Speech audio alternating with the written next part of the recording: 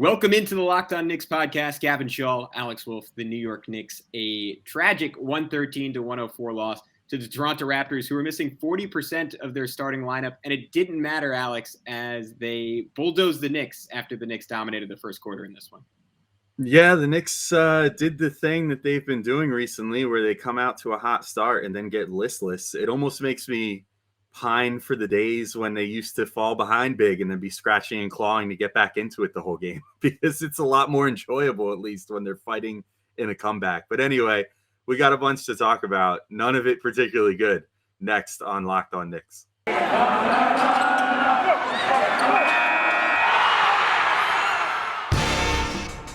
You are Locked On Knicks, your daily New York Knicks podcast, part of the Locked On Podcast Network. Your team every day.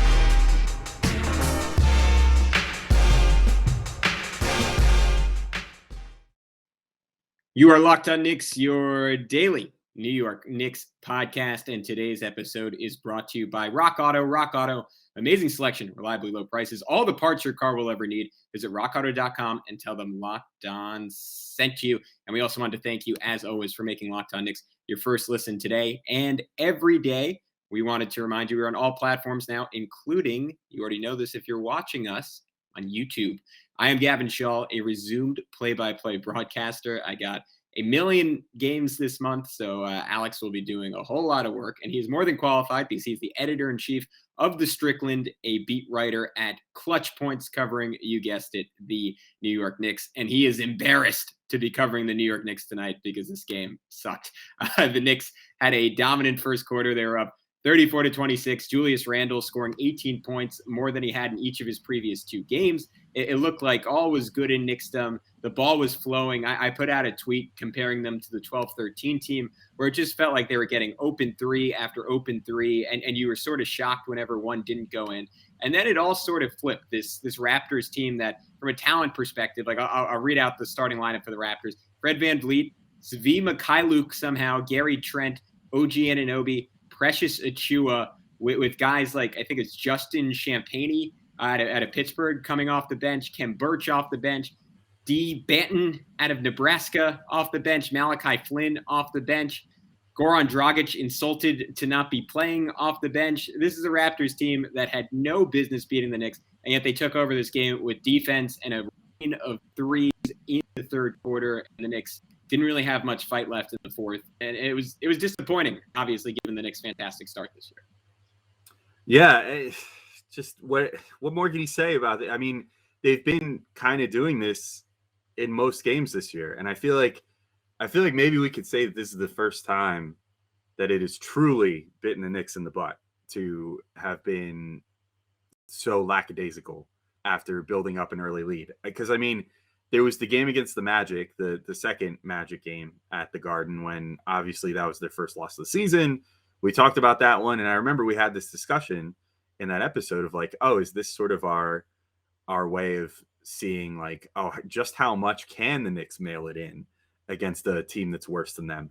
But that game, they probably exited that thinking, oh, well, you know, we might not have had our best night, but we were still only within like 4 or 6 or however many points. It was, you know, like a 2-possession game, and thinking, oh, you know, one more shot here or there, we would have won that game, even though we played bad. But maybe not making that connection of, no, it's an effort thing. It's not a, you know, that was not just an off shooting night. Like, you guys just didn't care and you didn't win the game.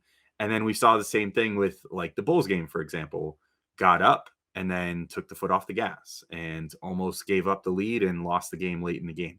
And then we saw the same thing against the Pelicans, you know, just kept keeping them at arm's length without ever really putting them away, despite being up by double digits early in the game and not being able to just like capitalize on that and ride that wave to like a 30-point lead to just put them away in the third quarter.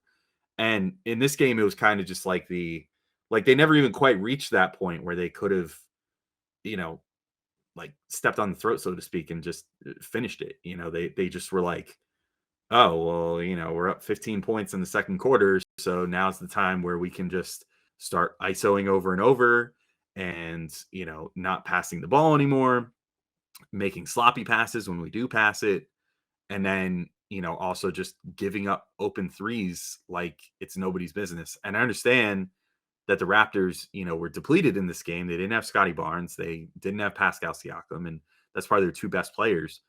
But you still can't just be like, I mean, those two aren't even like their best 3-point shooters. Like the guys that were left are the bread and butter 3-point shooters on the team. It was OG Anunoby, who had a career high, and Fred VanVleet, obviously, and freaking Gary Trent Jr., whose name just escaped me, and Svi Mikhailuk, who you just mentioned a minute ago. I mean, literally, this whole team, the whole starting lineup was, other than Precious Achiuwa, was just built on 3-point shooting. And so why are you then just deciding to do the whole, like, oh, we'll just leave you open from 3 and see what happens strategy? Like, I know that generally in the NBA, teams regress to the mean of about 40% 3-point shooting, even on a good night, but that's not assuming that the shots are all wide open. And there just wasn't a single guy you could leave open on this team and not expect to get burned. And, that's exactly what happened. The Knicks got burned. And I don't know. I mean, we'll talk about him more in the next segment, but I really think that Julius Randle, you mentioned he came out there, he had those 18 points in the first quarter and then only 4 points thereafter for the rest of the game.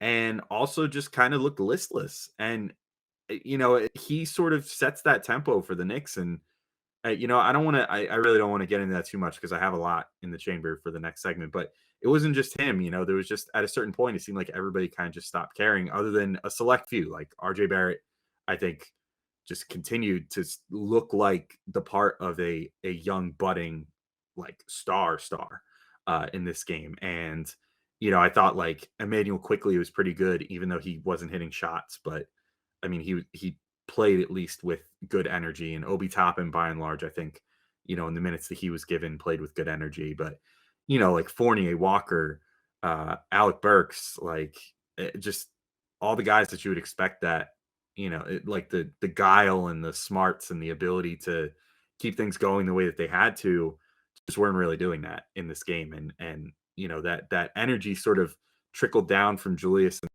then just sort of like got into other people too. And then all of a sudden you just kind of had a team that wasn't really playing for each other anymore and was just trying to ISO away a game and protect the lead. And then lo and behold, they didn't do either of those things and they wound up losing the game. So yeah, this is a disappointing one for me for sure. It felt weirdly lackadaisical, right? Like, oh yeah, lackadaisical. Lackadaisical. Lacking of daisical. Laxative daisical. What? Yeah, laxative. I mean, yeah, they were shitting themselves out there. But, they took a big dump all over the court. That's for sure. Yeah, right? Yeah, it wasn't. I'm wondering like what is going on like with Tibbs and like practice and like post games, because against the Pelicans, he seemed so pissed the entire game. And he knew that was a team that they should have absolutely wrecked. Similar tonight against the Raptors. And again, like it's a luxury position for the Knicks to be able to say, oh, we lost a random game and that is the end of the world. That's incredible that they've come that far. But it does feel weird. And I'm curious to see like how it portends against better teams. And I thought in particular the physicality Toronto had defensively, where like I don't think I've ever seen, even when the Knicks were really bad, a team just get the ball stripped as often as they had. And it shouldn't really be an issue. Like Kemba, tough as nails. Fournier, tough as nails. RJ, tough as nails. Randle, again, maybe save it for next segment, but I really don't know what's going on with him right now. He was incredible in that first quarter, right? Could not have played any better. And then from that point on, just seemed like disinterested. And we've seen that again and again and again this year from him. I mean, in and out, right? Because sometimes he looks really, really good and really intense. And he's made some brilliant plays passing the basketball. The shooting seemed to have turned around the last two games. So I'm going to turn this into Rip Julius Randle. But I'm with you in that he is setting a tone that is not particularly good right now, and I think is having a bit of a carryover effect. But we'll continue that conversation next segment because I want to tell everyone about one of our favorite sponsors, Prize Picks. Prize Picks has the best NBA DFS prop game on the market. Prize Picks offers more NBA props than any other DFS prop operator and offers all the superstar players as well as bench players, only recording a handful of minutes each game. Prize Picks offers any prop you can think of, from yardage to touchdowns, even interceptions thrown. All of your users that deposit and use your promo code will receive a 100% instant deposit match up to $100. Just be sure to use that promo code NBA. You pick 2 to 5 players and an over/under in their projections. You can win up to 10 times on any entry, and it's just you versus the projected numbers. Prize Picks allows mixed sport entries as well, so you can take the over on LeBron combined with the under on Mahomes in the same category. Use the award-winning app on both the App Store and Google Play. Entries can be made in 60 seconds or less. It's that easy. Prize Picks is safe and offers fast withdrawals. Don't hesitate. Check out prizepicks.com and use promo code NBA or go to your app store and download the app today. Prize Picks is daily fantasy made easy. All right, with that, we are back on the Locked On Knicks podcast. Wanted to thank you all again for making Locked On Knicks your first listen today, and every day we're available on all platforms. And Alex, I'll throw it over to you because I can't get over how weird this season has been for Julius Randle, right? We've seen so many flashes of the guy that we knew last year that was a borderline MVP candidate at different points. And in some ways he looks even better, and he's gotten to fully extend the range of his game, right? There's more stuff in the post. There's more passing from weird angles. It feels like he is in a situation to maximize all of his new abilities in a way that he simply couldn't last year. And yet, I don't know if it's an energy thing. I don't know if it's like a newfound like personality thing. I don't know if it's just a small sample size, but all in all, it doesn't quite feel like he makes the same impact over the course of a game, even if there are more flashes. Yeah, and I think it has to do purely with effort level. I mean, it's so obvious that he's not coming at the game with as much verve as he did previously, or at least not throughout the whole game. You know, we literally saw that in this game. Like, you score 18 points in the first quarter. I mean, there were times when he did that last year too. I think there was literally a game where he actually scored 18 points in the first quarter last year.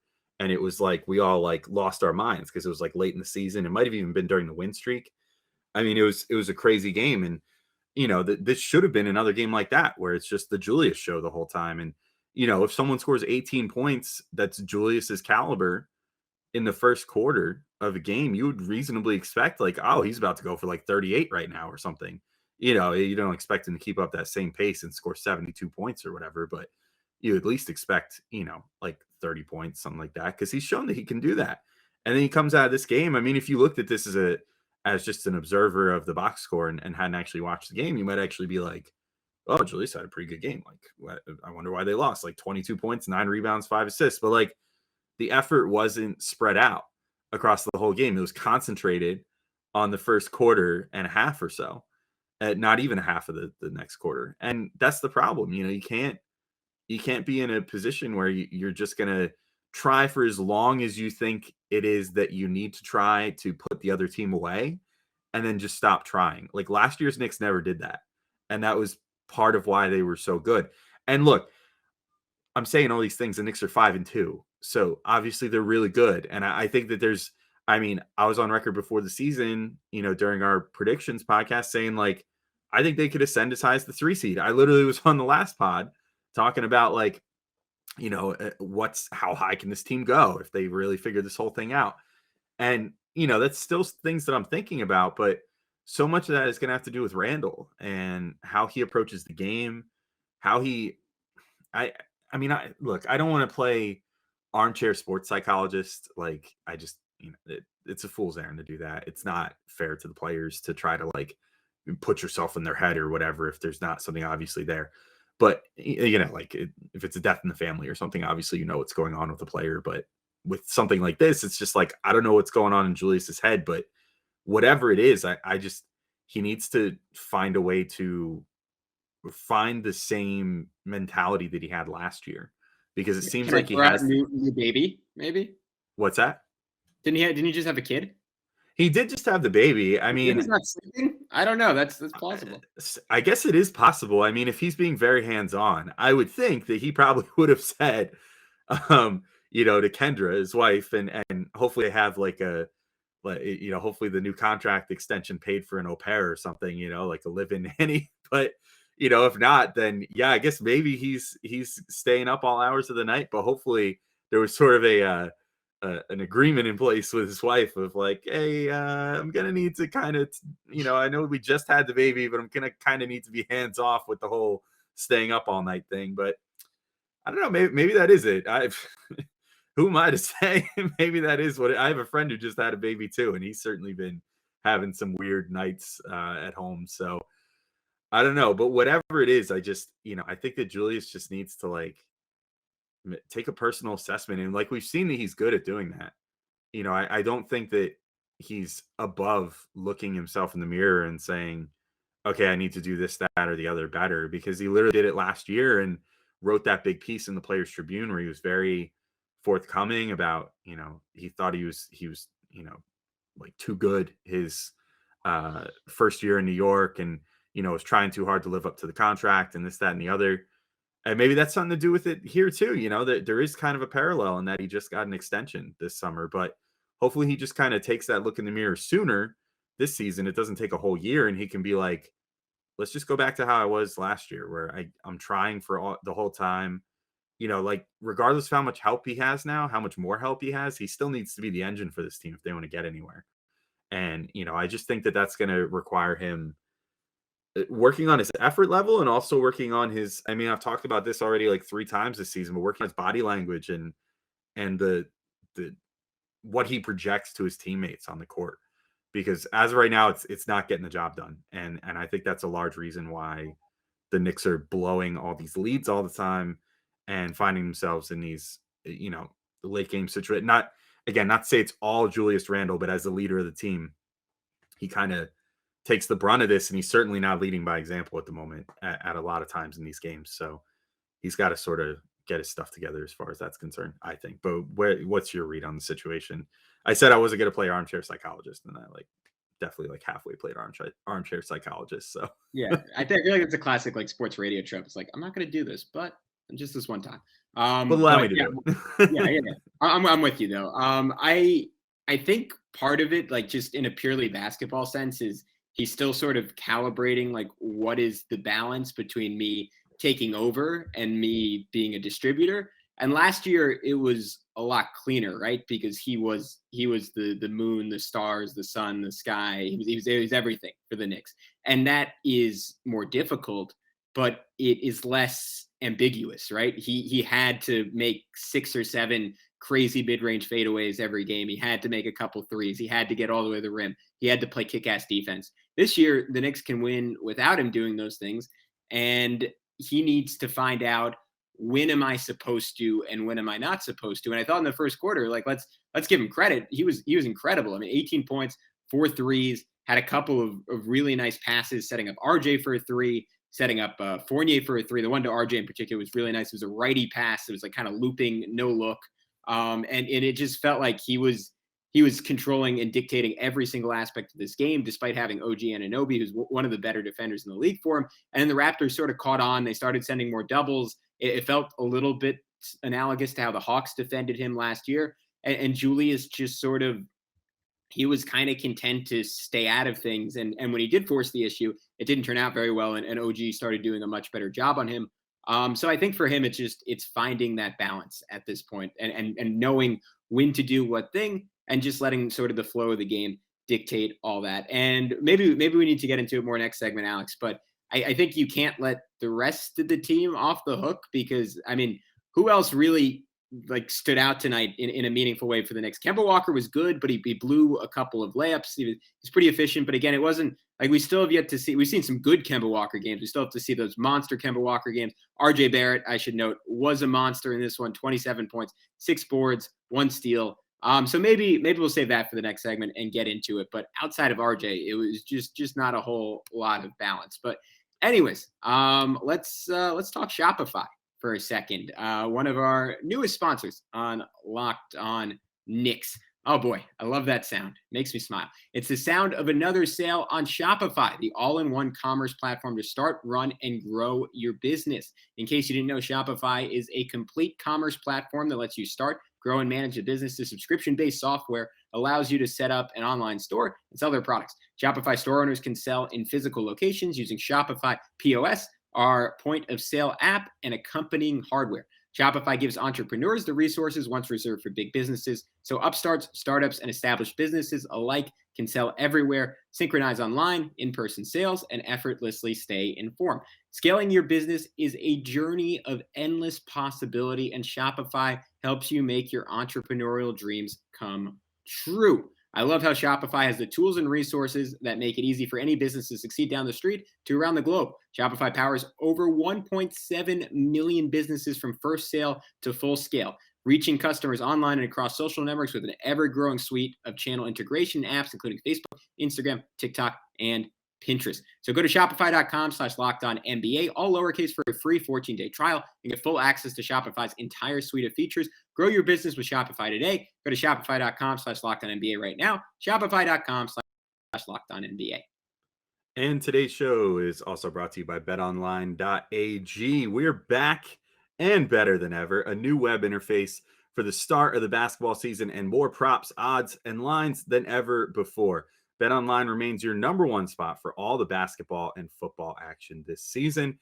Head to our new updated desktop or mobile website to sign up today at betonline.ag and receive your 50% welcome bonus on your first deposit. Just use our promo code LOCKEDON to receive your bonus. From basketball, football, baseball's postseason, the NHL, boxing, and UFC, right to your favorite Vegas casino games. Don't wait to take advantage of all the amazing offers available for the 2021 season. BetOnline is the fastest and easiest way to bet all your favorite sports. BetOnline, where the game starts. All right, and we're back. And yeah, you know what, Gavin? You ended the last segment on a good note because I wanted to talk about RJ, and it was so funny because when you were talking about him, now granted, it's going to sound weird to say this in a game that he had 0 assists, but when you were talking about having to find that balance between scoring himself or creating for others, I think that that's something that RJ has really mastered over these last few games where, in this game, again, 27 points, 9 to 13 shooting, 5 of 8 from 3, 4 of 6 from the free throw line. That's amazing. 6 rebounds, 1 steal, 0 assists in this one. So, if you're just box score watching, you might be like, well, Julius clearly distributed better because Julius led the team in assists, but I don't think he did. I think that RJ did a better job and has been doing a better job of reading the room better, so to speak, and knowing when it's his time to shine, being as deferential as need be, particularly in the first halves when, unfortunately, when things kind of switch to ice ball, that usually harms RJ the most. When the Knicks aren't moving the ball around, when RJ is not able to get open for those nice spot up threes, when he's not able to cut, when he's not getting the ball up top and having someone like Mitch set a screen for him to start freeing him up to go downhill towards the rim. Those are the times when RJ has most success, is when the Knicks are moving the ball more. But he's been a big part of keeping things moving when he does have the ball, I think. And he does a good job of knowing, okay, now's my time to shine, or now is the time for me to kick it out to somebody else after I've drawn the defense, or just kind of to get the action going and get other people involved. And I think he's been doing a really good job of that. It's probably the more underrated part of this little hot stretch he's going through, which hopefully isn't just a hot stretch, and hopefully he just starts scoring like 23, 24, 25 points per game now. That would be freaking amazing. But I don't know how you feel about that. I just think that I think RJ struck a much better balance than Julius lately. And maybe Julius, for as much as I think he gave to RJ last year, as far as lessons, either spoken or unspoken, on how to play the game and how to influence the game and all that stuff. I thought that RJ definitely took a lot off Julius last year. Maybe now's the time for Julius to kind of take something from RJ and try to just kind of get his head on straight again and get himself more, I don't know what the right word is. I have a word in my head, but I don't want to say it for Ghost of Knicks Past. But you know what? I'll say it anyway. Maybe RJ can help get Julius a little more zen and a little more at peace with what's going on the court, and not feeling like he has to revert to like hero ball or whatever at any given time, and just kind of letting things come to him. Because that's kind of been like the key to RJ's game lately to me, is just kind of letting the game come to him.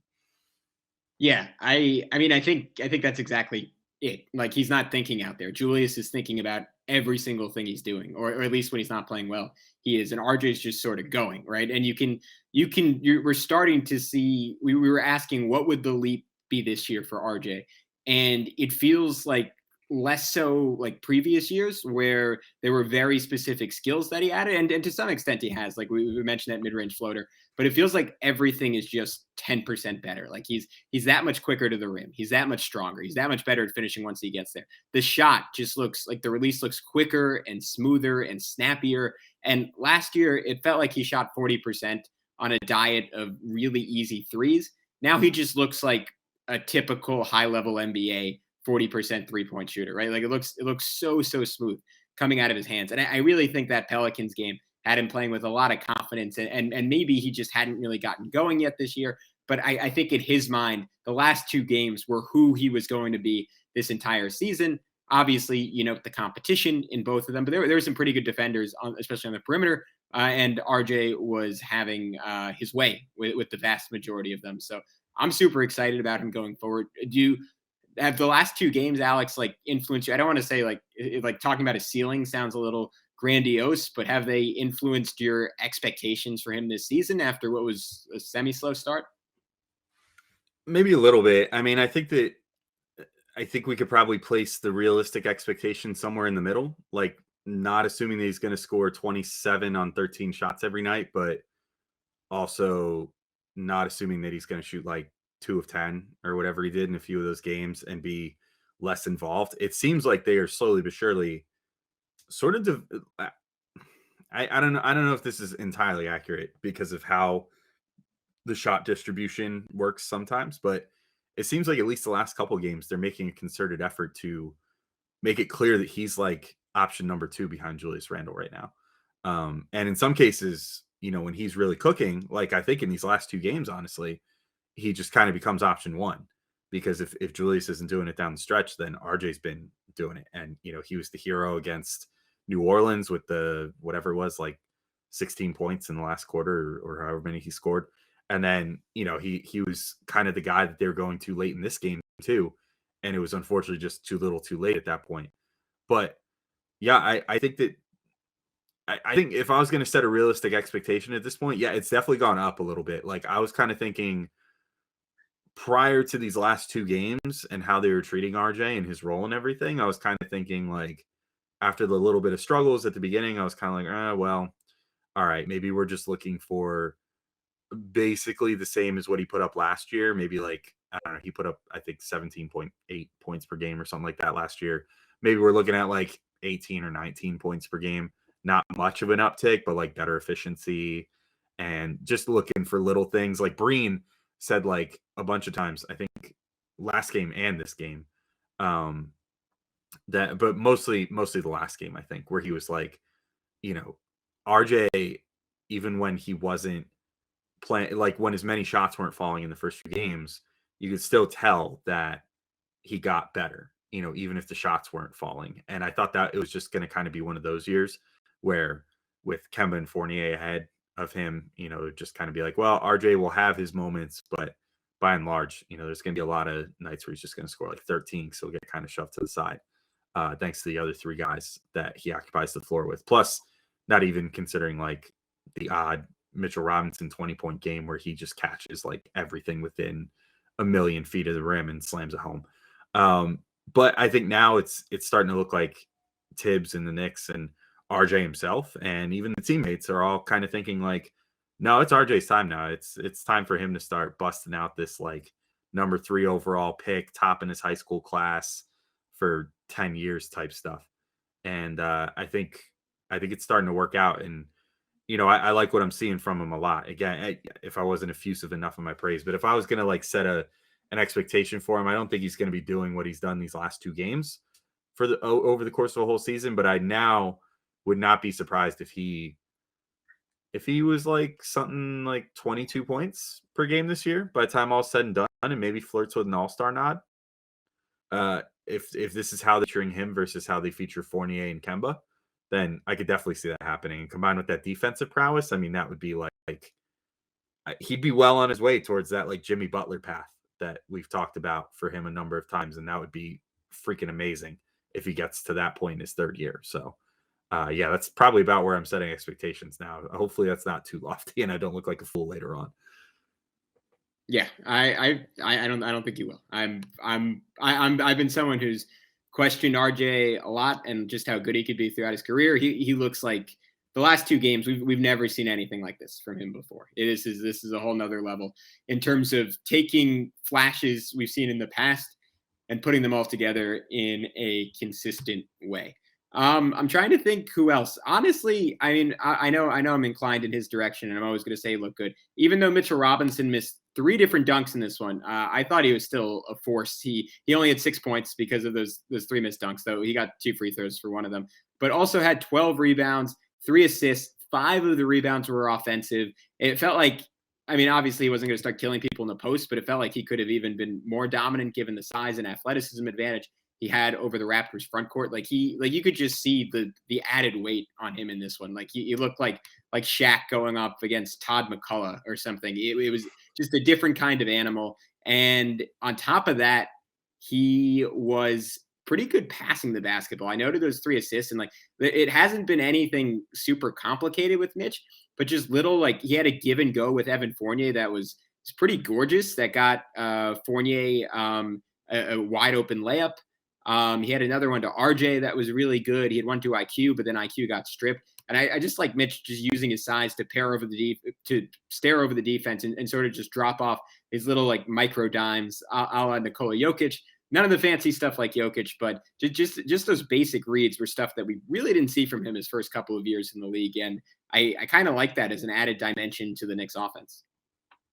Yeah, I do too. And, I thought that the same thing. Obviously, it's pretty easy to look like a big dude when you're facing Precious Achiuwa on the other side, or Kem Birch, who's, a plenty talented center, but not the biggest guy in the world. But I thought the Mitch was really good too. I actually tweeted this like kind of late in the game. The Knicks sort of were looking like they were going to make a push for a minute there, but Taj Gibson unfortunately sprained his ankle in this game, and we don't know how long he's going to be out. But he only played 10 minutes, and Mitch though only played 28. I say only like as if that's not a decent number of minutes, but his conditioning has seemed to be coming back lately, where he's been comfortably playing over 30 minutes. I think that Tibbs kind of squandered an opportunity to maybe give the Knicks a better shot to finalize a comeback. And to be clear, an undeserved comeback, but a comeback nonetheless in this game by keeping Jericho Sims out there too long. Like he put him out there for, I could tell exactly how long, for a 5-minute stretch. And I just thought that was kind of what doomed the Knicks. Like that at that point, the 3-pointers for a moment there stopped falling quite as much for the Raptors after they'd been just like destroying the Nets all day. And then they had Jericho Sims in there, and suddenly they didn't have to be afraid to go into the paint anymore. And they got a few pretty key buckets that way, including, I think it was the alley-oop to OG, I think was when Sims was in, as well as a few other finishes on the inside that just were kind of demoralizing for the Knicks. And, there was one possession even where like Sims got himself so tangled up in the action that he literally just like hit the deck in the middle of a play because he's just like, he whipped his head so hard practically that he like made himself fall over trying to keep up with what was going on. He's just, I like the kid. And I do think his physical gifts are crazy, but he needs a lot of seasoning still. And I wish it wasn't happening due to necessity in the middle of this Knicks. He was down in Westchester right now and able to play down there instead. Not that I think their season has even started yet, but eventually I hope that he goes up to Westchester and spends a lot of time there because he's just not ready for the NBA yet. So anyway, back to my initial point was I think the Tibbs kind of missed an opportunity. I think that if he would have brought Mitch in about 3 minutes sooner, and that would have required Mitch then playing the last like 7.5-ish minutes of the game, something like that, maybe even slightly longer, which is not super ideal, but also, I mean, he didn't seem to really be having to exert himself to be dominant. And to your point, he looked like Shaq out there compared to the guys that the Raptors were throwing at him. So I don't know. I felt like he didn't have to really get as, tired out as he had to, say, against like Vucevic or Embiid or any of the other like giant monster centers that the Knicks have had to play this year. so far. And I think that he could have gone out there and really influenced the game for the positive, taken away a few of those easy buckets that the Raptors got inside before then to close out the game. They got super hot from three again. Maybe you can kill their confidence a little bit that way by having Mitch out there as a deterrent. And then maybe you get to make a little better of a run. And if the Knicks got within 3 points or 5 points or something like that, then maybe the Raptors get uncomfortable, they buckle, and then the Knicks win. So I don't know. That was a kind of a missed opportunity by Tibbs, but I guess I'll make my final point before we get going. Like Tibbs, I think you might have touched on this at the beginning of the show too, but like Tibbs has been kind of an enigma lately. Like I don't know how he's not more angry, like outwardly angry at how this team is playing. And maybe he's sort of trying to take an approach of, well, they have to learn from their mistakes and they have to, they have to see a couple of these games early in the season that, you're good, but you're not that good. And maybe this is his way of kind of making a point, but I just feel like he doesn't have nearly as quick of a trigger on the timeouts right now. He doesn't have nearly as quick of a trigger on getting guys out there that are clearly getting guys out of there, I should say, that are clearly not producing anything. Which, like Sims or something like who I know was playing 5 minutes out of necessity, but probably could have safely played about 3 minutes or even less than that. And that could have made a huge difference. Or you could have just not played him at all and just played Julius and Obi for a little bit, which, wild concept there, but you could have just done that for more than like the couple minutes that you tried that. But, it's just, it's strange to me. I just don't, we talk about Julius being a little listless and stuff like that. And some of the guys on the team kind of seeming to be like resting on their laurels a little bit, but I almost get that same thing out of Tibbs, which is kind of weird to say. Like he gets mad-ish, like you could see that he's upset with certain things, but it also almost seems like he's I don't know if complacent's the right word, but like he's just not feeling, maybe he's just trying to teach them a lesson about leading themselves or whatever on the court, but it seems like he's not taking as firm of a role of trying like whip these guys in shit this year, so to speak. I don't know. Are you getting that impression too?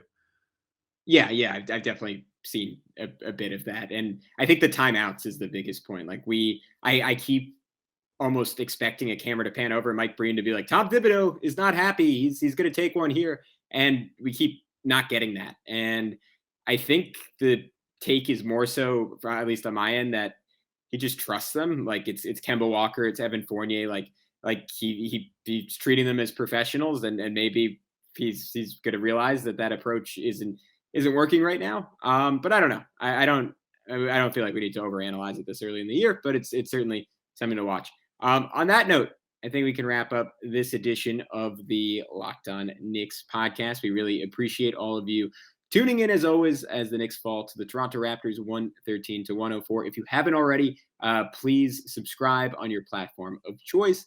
And even if you're not currently on YouTube, go do it on YouTube. We really need it on YouTube. We start making some real money if we get up to 1,000. And I know you guys want us to be, well, not rich, but maybe lower middle class. So please go ahead and do just that. We really appreciate it. Until next time,